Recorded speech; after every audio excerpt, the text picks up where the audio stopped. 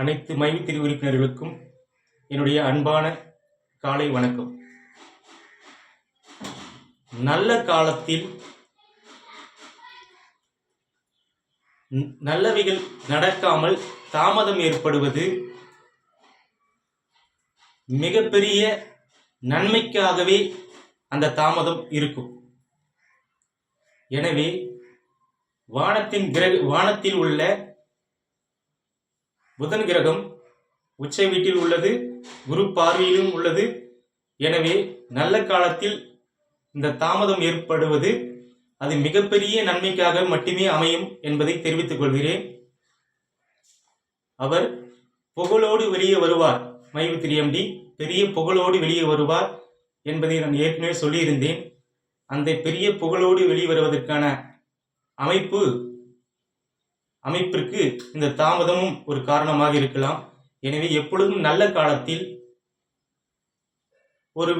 ஒரு விஷயம் தாமதம் ஆகுது என்றால் அது அதைவிட பெரிய நன்மைக்காகவே அமையும் என்பது உண்மை.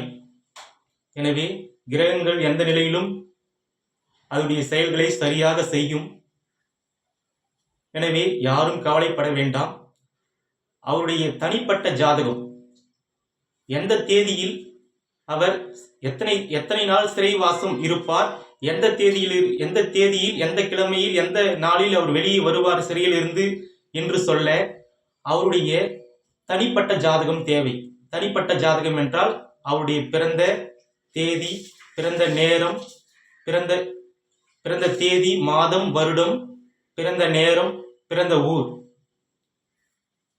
இது இருந்தால் அவருடைய தனிப்பட்ட ஜாதகத்தை எடுத்து அவருக்கு எந்த நாளில் அவர் சிறையில் இருந்து வெளியே வருவார், எத்தனை நாள் தான் அவருக்கு சிறைவாசம் உள்ளது, எந்த நாளில் அவர் வெளியே வந்து அவர் நல்லபடியாக சிறப்பாக இந்த நிறுவனத்தை நடத்துவார் என்பதற்கு அவருடைய தனிப்பட்ட ஜாதகம் தேவை. யாருக்காவது அவருடைய பிறந்த தேதி, மாதம், வருடம், பிறந்த நேரம், பிறந்த இடம் தெரிந்தால் உண்மையானதாக இருக்க வேண்டும். அது தெரிந்தால் எனக்கு தகவல் கொடுக்கலாம். சொன்னால் நான் அவருடைய ஜாதக கட்டத்தை கம்ப்யூட்டரில் ஓபன் செய்து முழுமையான துல்லியமான அவருடைய பிறந்த ஜாதக அடிப்படையில் தசாபுத்தி, பராசரர் மகரிஷி அருளிய தசாபுத்தி கணக்குகளின் அடிப்படையில் ஒரு மனிதனுக்கு எந்தெந்த காலகட்டத்தில் எந்தெந்த சம்பவங்கள் நடக்கும் என்பதை தெரிந்து கொள்ள முடியும்.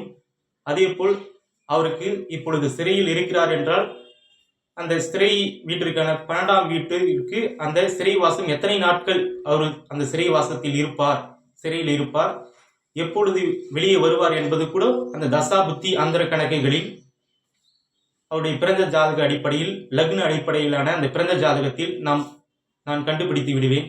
எனவே நீங்கள் அவருடைய உண்மையான பிறந்த தேதி, மாதம், வருடம், பிறந்த நேரம், பிறந்த இடம் இருந்தால் எனக்கு